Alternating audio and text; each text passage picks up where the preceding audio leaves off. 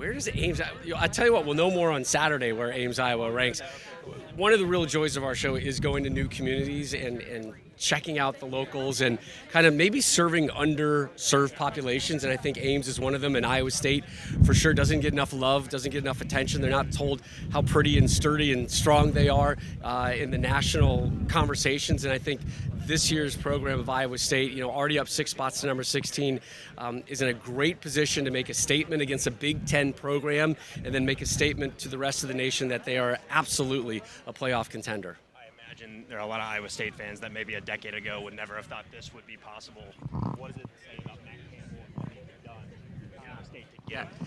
Listen, there's a reason that Matt Campbell's name comes up all the time for head coaching vacancies, whether it's in the NFL or one of those blue blood programs, because this is not an easy place to win, and he knows that, but he's doing it, and he's consistently doing it, which is the real mark of greatness. And to get people, I think a lot of it is, can you just come to Ames? Can you just come here and see what we have, see what we've built, see what we're doing here?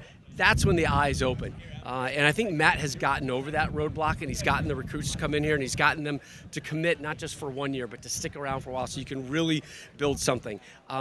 I am quietly cheering for Iowa State this year. I'm quietly cheering for the Big 12 as well. I think that conference and this program are undervalued and underrated in the national conversation. I think they have a real chance, both of them, the conference and the team, to make some big news this year.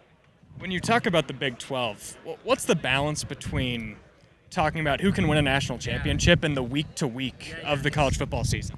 So the Big 12, like right now, if you had to ask anybody, and we asked Matt Campbell this week, how do you describe it? I call it wide open. He's like, yeah, I think that's fair. I think that's to the detriment of the Big 12. I think the conference would be better long-term if there was at least that dominant force. I don't care who it is, but at least that it would bring some national power and respect to the conference rather than this constant cycle of here's a new champion, here's a new champion, here's a new champion. For the games and for the entertainment, it's a chef kiss, right? It's fantastic. But if you're to break through all the clutter and all the SEC and Big Ten bias out there, I think the Big 12 needs somebody that's got both biceps flexed at all times, constantly, not just 1 year, but 2 years, 3 years, 4 years in a row for the conference to really elevate. And it's going to help all the programs. If there was a program to do that, who would you think that'd be? I'm really bullish on the Big 12 going forward, and I think there is a couple programs out there who are capitalizing on their alumni and their alumni wealth. I think a Texas Tech out there is in position to have a breakout year. Whether we see it this year or next year, they're going to be a player. And I think that's going to raise the conference as well. I think Kansas as well, playing off of what they have basketball-wise. Utah is back. Iowa State is in position, like a Kansas State, to say, hey, we are a legit contender year in and year out.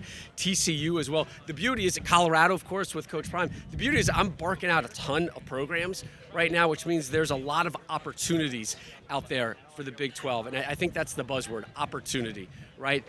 They have the chance to elevate themselves past the ACC and become that third conference in the national scope of things right now.